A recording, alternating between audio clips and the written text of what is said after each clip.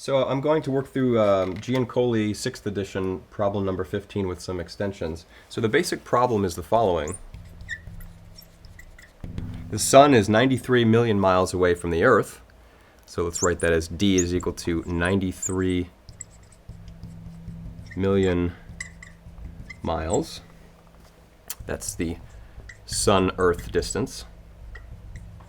And we're tasked with a few things. One thing is we're supposed to convert this to meters. And then we're supposed to write this using a different prefix like kilometers. So let's just convert to kilometers. Now the extension to this problem, I'd like you to use what additional knowledge you have to compute the average speed of the Earth as it goes around the sun. So let's call that V average of Earth. And in the process of doing that, we're going to discover that 1 year is approximately pi times 10 to the 7 seconds. And this is actually a pretty good approximation. So what you're supposed to do is compute the percent error in using that approximation.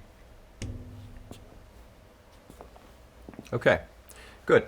So let's start with part A, which is to convert the 93 million miles to meters. So what I'm going to do is write 93 million miles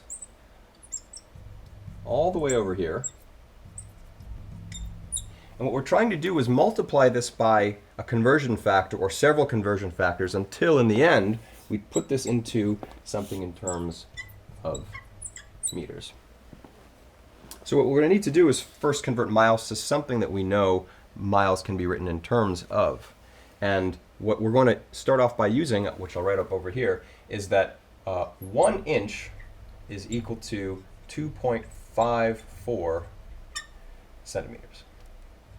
Now there are other conversion factors you can look up, but let's start with this one and see how it all works out. So I notice that I have miles to begin with. And I know that I can convert miles into feet because there's a conversion factor for that as well. 1 mile is equal to 5,280 feet.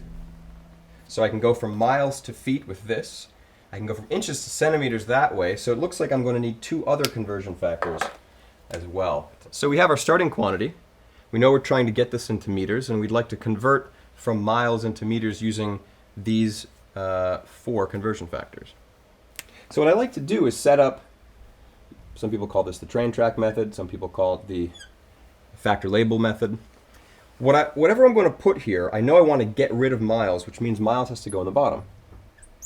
And the new thing is going to go up top. The one conversion I have listed here is to go from miles to feet, so I know this will have to be feet. That's a good place to start, and then decide later what numbers to put here. According to this equation, 1 mile corresponds to 5,280 feet, so I know to put 1 here and 5,280 there. And I'll keep doing this. I want to convert from feet to something else, like inches, so feet, inches. From inches, I will want to go to centimeters, inches, centimeters, and finally from centimeters to meters. Now, in case you're not sure what to do, try it out and see if things cancel. The miles cancels with the miles, feet with the feet, inches with inches, centimeters with centimeters. And now we just have to simply put in the numbers, 12 inches in 1 feet, in 1 foot, 2.54 centimeters in 1 inch, 1 meter is 100 centimeters. Okay? And when you work this through, what you discover is that this is 1.50 times 10 to the 11 meters. Okay. That is part A. Okay. Part B, we're supposed to convert this into some other unit with a prefactor, so kilometers might be the best way to go. What you can do is start from the answer previously, and if you notice, using the rules for the powers of 10, or rules for exponents, you can write this as 10 to the 8. This 10 to the 11 becomes 10 to the 8 times 10 to the 3 meters. In other words, this part here is 1,000 meters, which we know to be 1 kilometer. In other words, part B could be written as 1.50 times 10 to the 8 kilometers.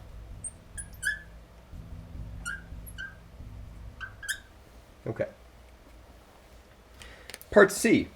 We're supposed to figure out what is the average speed of the Earth. And so now we're starting to finally get into some physics, which means we might want to start with a diagram, a picture to help us think about what's going on.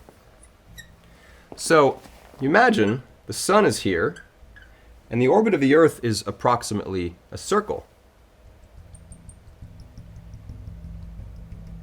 Not a great circle, but you get the idea. The radius of this circle, to the extent that it is a circle, is approximately 1.50 times 10 to the 8 kilometers. And what we're trying to find is the speed, and you probably remember from high school physics that speed is equal to the distance traveled divided by the time that it takes. And with this picture in mind, you can see that the distance traveled should be the circumference of this circle, in other words, 2 pi times the radius, over the time it takes for the Earth to go around the sun, which happens to be 1 year. So what we have here is 2 pi times 1.5 times 10 to the 8 kilometers divided by 1 year.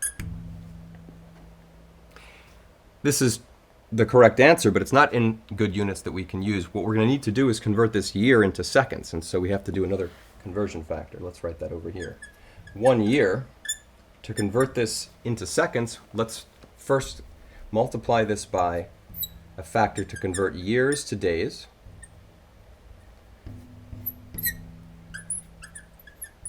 From days to hours,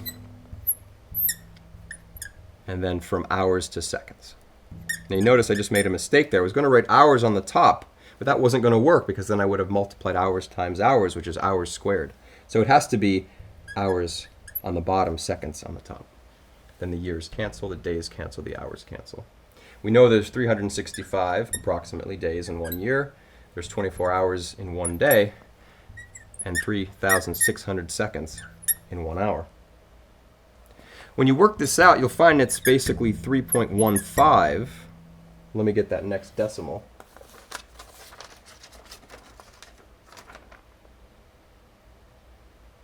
I don't have it. 3.15 times 10 to the 7 seconds, which you'll notice is approximately pi times 10 to the 7 seconds. That's a useful approximation because now, to get our answer for the speed, we basically have 2 pi times 1.5 times 10 to the 8 kilometers over pi times 10 to the 7 seconds. You'll notice the pi's cancel.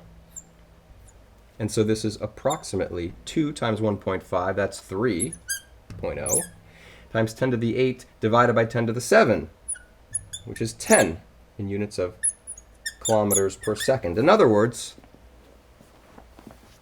30 kilometers per second. So finally, you'll notice I used the approximation that 1 year is approximately pi times 10 to the 7 seconds.